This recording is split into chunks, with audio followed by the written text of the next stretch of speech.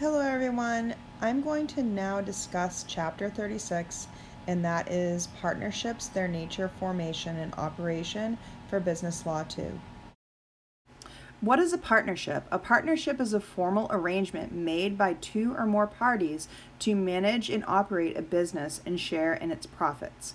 In particular, in a general partnership, all partners share in the liabilities and profits equally, while in other forms of partnerships, partners may have limited liability. What are the different ways in which a partnership can be formed? A written agreement is not required for a general partnership, but it is highly advised. A limited partnership has one limited partner and one general partner, the former typically being the investor and not engaging in any management responsibilities, the latter being the party who manages the business. Depending on the jurisdiction, limited partnerships are sometimes required to have a written agreement, unlike the general partnership. Every LLP, which is a limited liability partnership, requires an LLP agreement that formally organizes the various partners into legal partnership.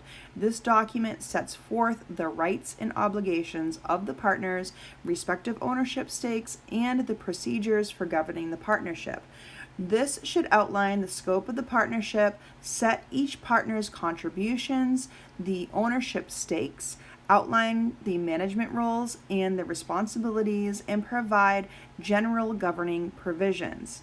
There is also a partnership by estoppel, and this can be used when a non-partner represents himself or herself and a third party relies on that information.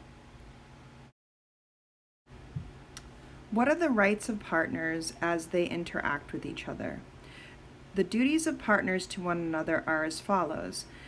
Partners have a fiduciary duty to one another, and this means that they must act in good faith and work for the benefit of the partnership. They should not take any action that will undermine the partnership, such as engaging in a business that competes with it. They also have a right to share in the management of the partnership. Unless otherwise stated in the partnership agreement, all partners have a right to participate equally in the management of the partnership. Sometimes agreements may outline a voting method by either majority rule or a unanimous vote. They should also share in the right to profits. If the partnership agreement does not specify, then they share equally in the profit. There is also a right to compensation. Unless otherwise agreed, salaries are not automatically assumed for the services provided for the partnership.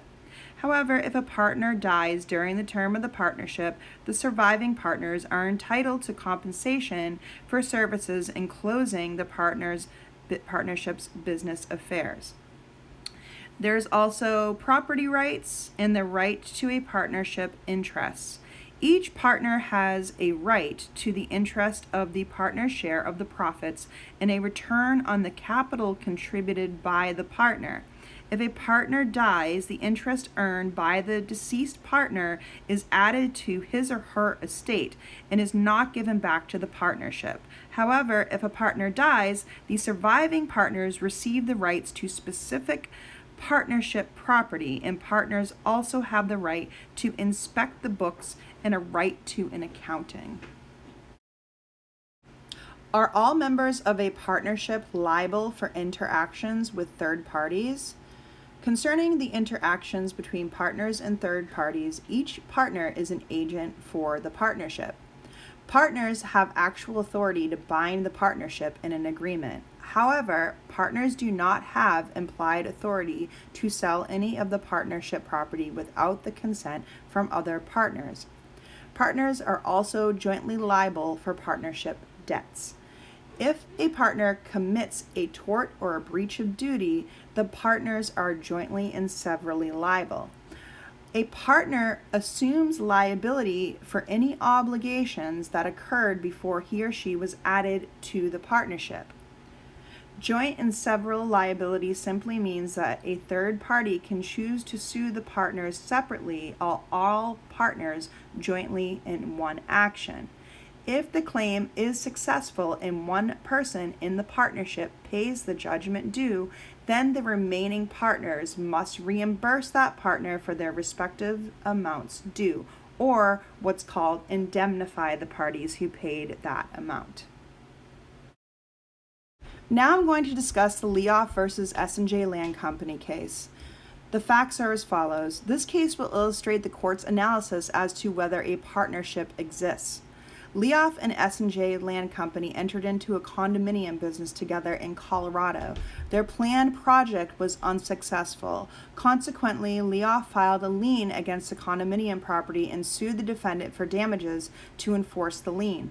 The defendant company responded that if it had formed a partnership with Leoff under Colorado law, precluded Leoff from placing a lien on the partnership property. The issue before the court is as follows. Did Leoff and S&J Land Company create a partnership when they sought to work together in the condominium business? The procedural history of the case is as follows. The district court ruled in favor of the defendant. Leoff filed an amended complaint asserting that the defendant company had defrauded Leoff. The district court heard the amended complaint and ruled that a partnership existed and granted partial summary judgment to the defendant. Both parties then appealed. The holding of the court was as follows. The plaintiff and the defendant did in fact create a partnership, and the higher court affirmed the ruling of the lower court. The reasoning is as follows. Leoff's argument that no partnership exists based on its observation that the two companies had not explicitly referred to the relationship as a partner has no effect on whether a partnership exists. A partnership can exist without any formalities and regardless of the partnership's intentions. Some critical thinking points of the Leoff case. The fact that the elements of the agreement between Leoff and the defendant company were consistent with the elements necessary to prove that a partnership exists led the court to make its conclusion. The element that was primarily contested was whether the two parties shared in profits and losses. Leoff attempted to claim that its share in profits constituted an income payment in exchange for Leoff's services in the way that an independent contractor conducts business with a principal.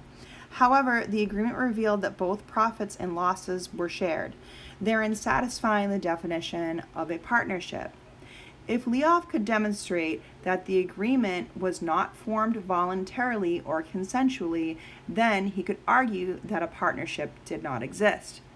The court did not provide evidence about the circumstances surrounding the formation of the partnership. Thus, the fact that the issue of whether the partnership was formed voluntarily was not addressed and could be a starting point for an argument that a partnership might not exist, but that wasn't the case here with Leoff versus S&J Land Company. Now I'm going to discuss the Robert Law versus Ronald Zemp case. The facts of this case is as follows. This case examines whether the statutes which apply to one form of partnership apply to all other forms of partnership, and in this case, the limited partnership formation. Law, the plaintiff, had obtained a money judgment against the defendant Zemp.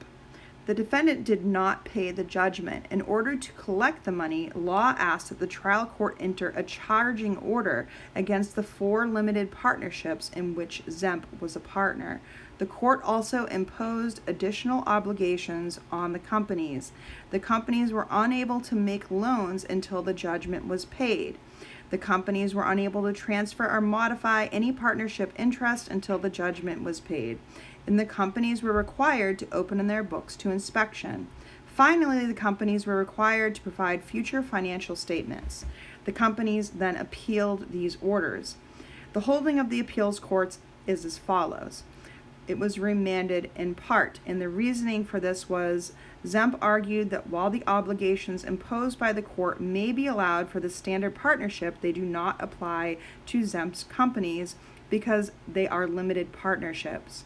The appeals court found that the relevant statutes apply to both general and limited partnerships.